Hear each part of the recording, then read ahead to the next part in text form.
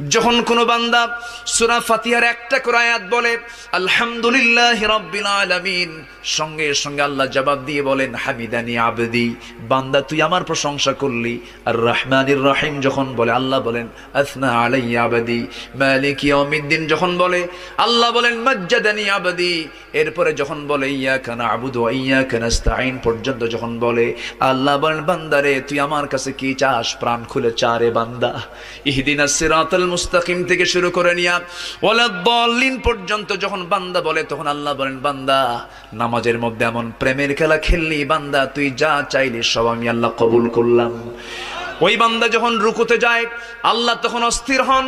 ওই বান্দা যখন সিজদায় যাওয়ার জন্য প্রস্তুতি নাই, সমস্ত ফেরেশতাকে ডাক দিয়ে বলেন ও ফেরেশতারা, এই বান্দাগুলো আমাকে দেখলো না, রাসূলকে দেখলো না, কোরআনকে দেখে হাদিসকে বিশ্বাস করে আমাকে খুশি করার জন্য তার সবচেয়ে সম্মানজনক